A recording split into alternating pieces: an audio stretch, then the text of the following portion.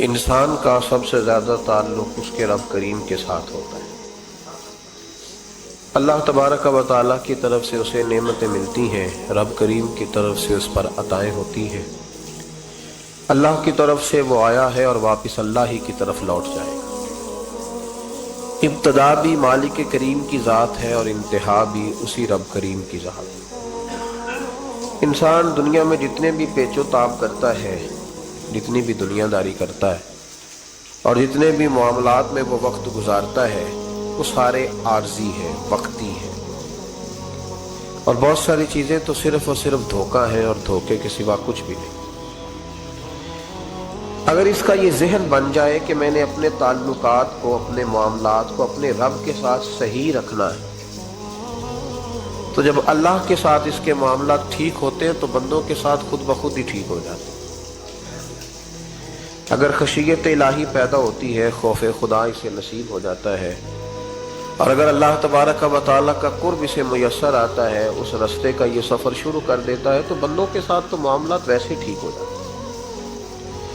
اس لیے کہ جب اللہ سے ڈرے گا، نہ دھوکہ کرے گا، نہ فریب کرے گا، نہ جھوٹ بولے گا، نہ کسی شخص کے ساتھ بددیانتی کرے گا، جب اللہ کے ساتھ اس کا تعلق ٹھیک ہے، اور جب یہ اپنے آپ کو آزاد سمجھے گا نا کہ میں ہوں اور میں ہی ہوں اور میں نے ہی چلنا ہے، تو پھر یہ اپنی مرضی سے معاملات کو چلائے گا تو خرابی پیدا ہوگی۔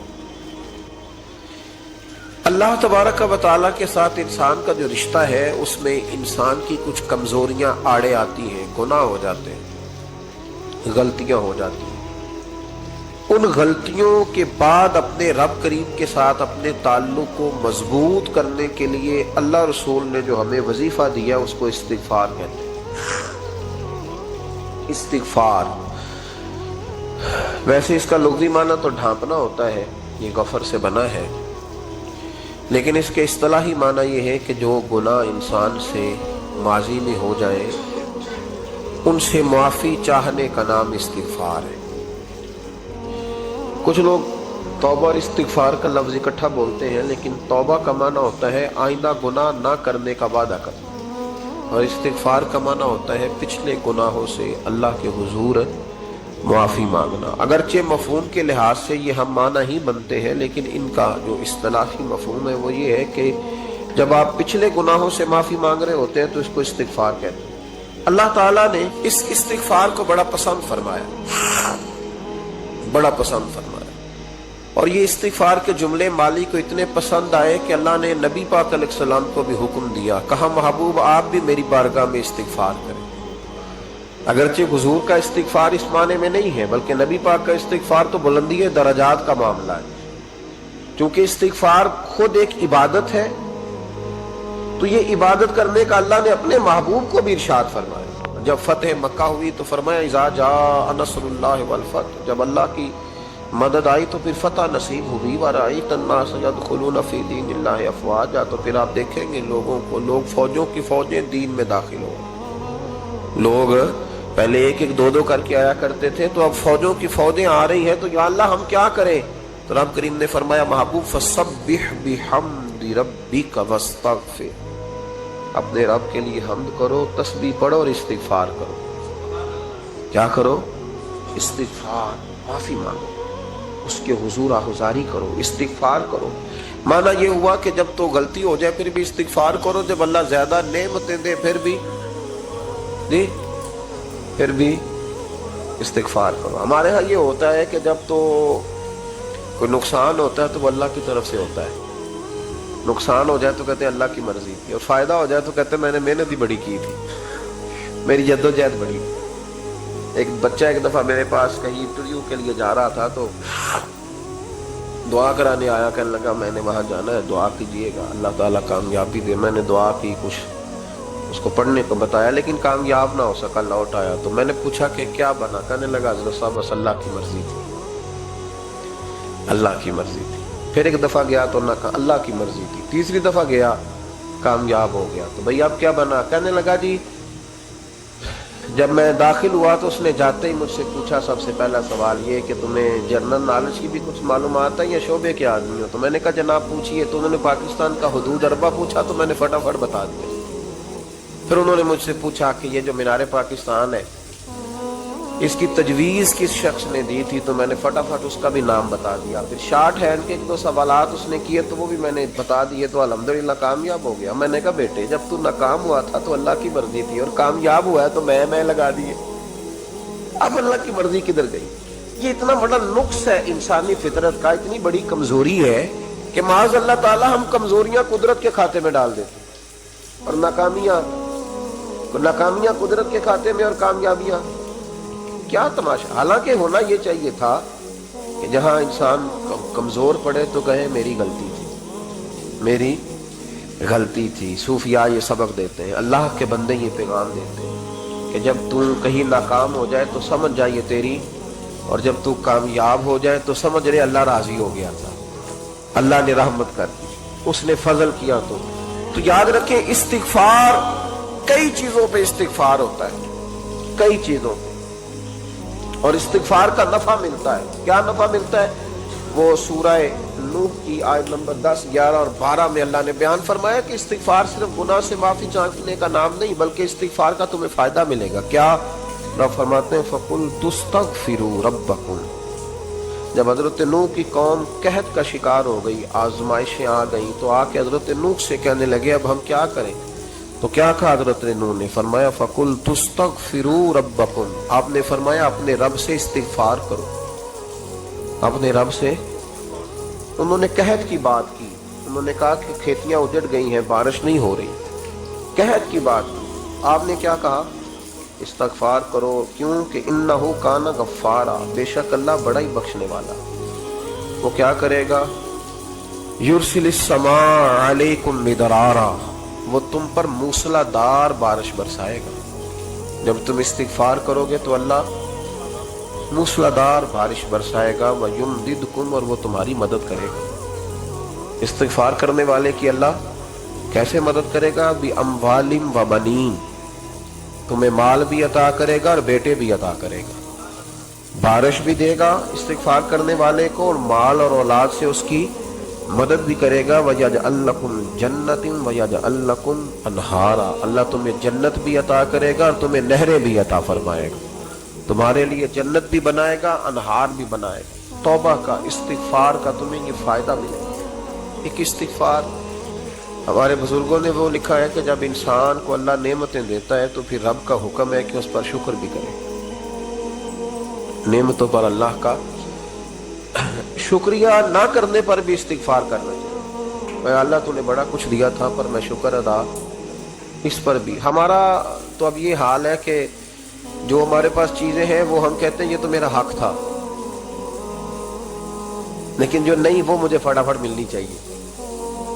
مطلب اگر میرے پاس صحت ہے تو اس کو میں اپنا حق سمجھ لیتا ہوں کہ یہ تو میرا, یہ چونکہ ٹھیک ہے جی, یہ تو صحیح ہے, تندرستی ہے, یہ تو ٹھیک ہے, لیکن کار کوئی نہیں, وہ ذرا مل جانی چاہیے. اولاد تو میرے پاس ہے, وہ تو میرا حق تھا, میرا رائٹ تھا, معاذ اللہ وہ تو ہم نے حق بنا لیا. اور میرے پاس بنگلہ کوئی نہیں, وہ مجھے فٹافٹ مل جانا چاہیے. بھئی یہ کس طرح تیرا حق تھا؟ کس حساب سے؟ یعنی جو چیزیں ہیں ان کو سنبھالنے کی فکر نہیں ہے, اور جو نہیں ہے ان کے طلب کی فکر لگی ہوئی ہے. شکر نعمت کو محفوظ کر دیتا ہے, شکر نعمت کو محفوظ کر دیتا ہے, اور ناشکری نعمت کو لَئِن شَكَرْتُمْ لَأَزِيدَنَّكُمْ وَلَئِن كَفَرْتُمْ إِنَّ عَذَابِي لَشَدِيدٌ. اللہ فرماتے ہیں شکر کر, میں تیری نعمتوں میں اضافہ کر دوں, اور ناشکری کرے گا تو عذاب دوں گا.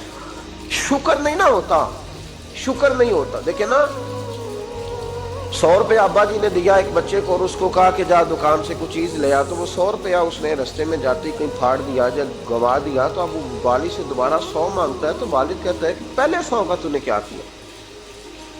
نہیں سمجھ آئی آپ کو میری بات؟ پہلے 100 کا کیا کیا؟ تو وہ کہے گا جی باپ میرا دل کرتا تو میں نے پھاڑ دیا. جوان بچہ ہے, سمجھدار ہے, 12-14 سال کا ہے. باپ میرا دل کیا تھا میں نے پھاڑ دیا, ختم ہو گئی بات. تو ابا نیا 100 دے دے گا. سبحان اللہ.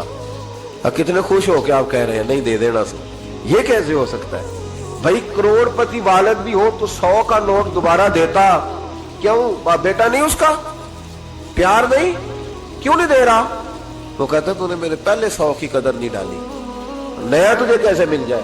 تو نے خیال ہی نہیں کیا, تو نے جدوجہد ہی نہیں کی. تو نے حضرت مولا رومی نے مثال دی ہے जनाब रूमी फरमाते हैं कि बगैर मेहनत के लोगों को अल्लाह ने नेमतें दी हैं तो उन्होंने शुक्र ही नहीं अदा किया। अंधे से पूछ आंख की कदर क्या है, पूछ अंधे से, पूछ माजूर से कि टांगों पे चलना कितनी बड़ी नेमत है। कभी पूछ उससे जिसका मकान तो एक कनाल में है पर रोने वाला बच्चा कोई भी नहीं। पूछ उससे जिसकी जेबें दौलतों से भरी हुई है पर कोई नहीं कहता कि अब्बा 10 रुपए देना। पूछ ये कितनी बड़ी तकलीफ है। हजरत रूमी ने लिखा है, वो फरमाते हैं कि एक वालिद था, उसने बड़ी दौलत कमाई थी तो उसका बेटा बेदरेग ही उड़ाता रहता था। कभी इधर पैसे भगा दिए, कमाए नहीं थे ना, मेहनत नहीं ना की थी, कमाए नहीं थे।